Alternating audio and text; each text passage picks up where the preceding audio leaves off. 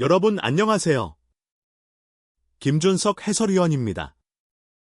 오늘은 정말 깜짝 놀랄 만한 소식을 들고 왔습니다. 아니, 이게 진짜 가능한 일입니까?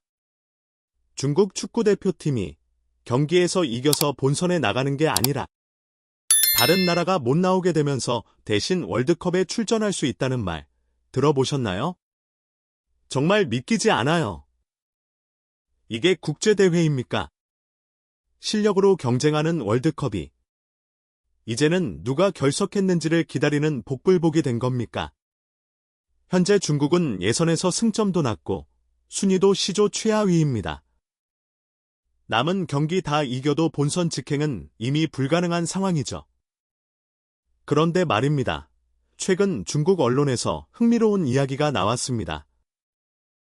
혹시 이란이 못 나오면 그 자리를 중국이 대신할 수도 있다. 도대체 무슨 일이 벌어지고 있는 걸까요? 오늘 영상에서 그 충격적인 내용을 낱낱이 파헤쳐 보겠습니다. 자, 본격적으로 중국 축구대표팀의 현실을 들여다보겠습니다. 현재 중국은 2026 북중미 월드컵 아시아 지역 최종 예선 시조에서 최하위, 즉 조 꼴찌를 기록하고 있습니다. 총 8경기를 치른 결과 단 2승 6패. 승점은 고작 6점입니다.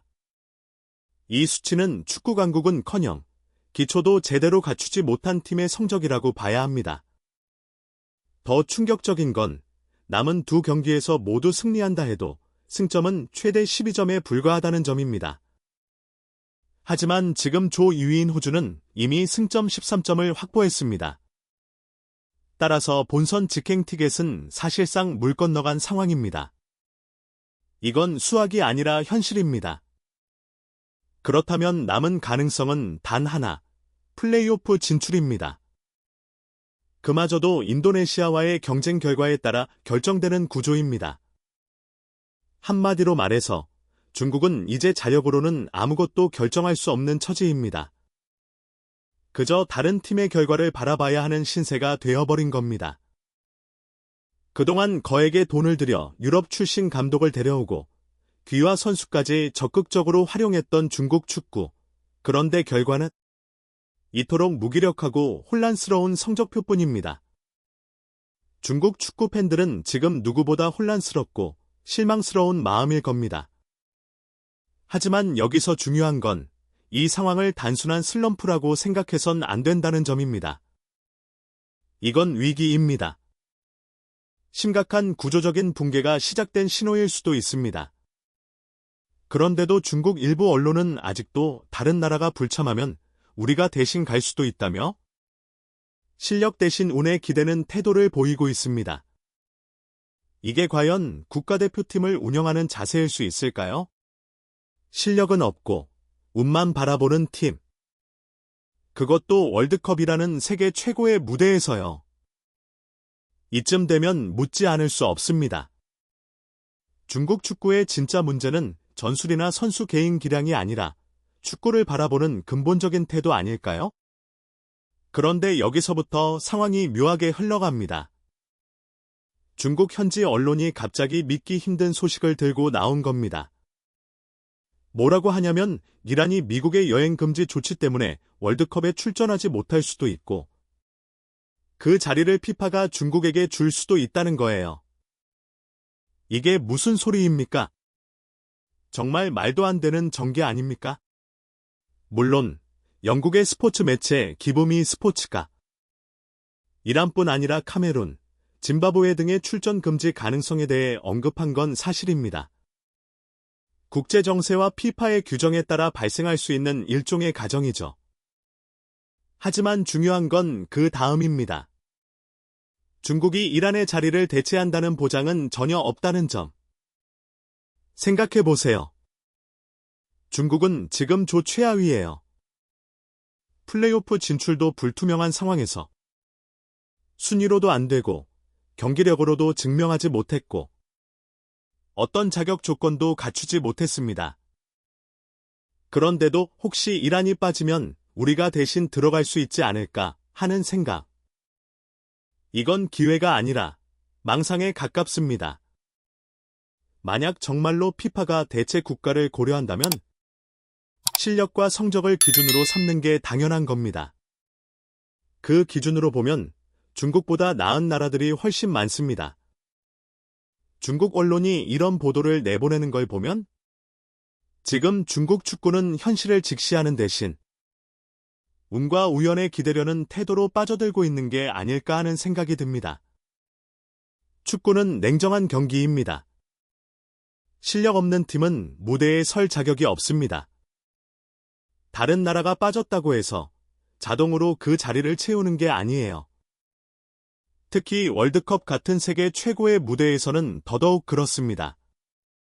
이란이 빠지면 우리가 대신 간다. 지금 중국이 해야 할 건 그런 허망한 기대가 아니라 기초부터 다시 다지는 것 아닐까요?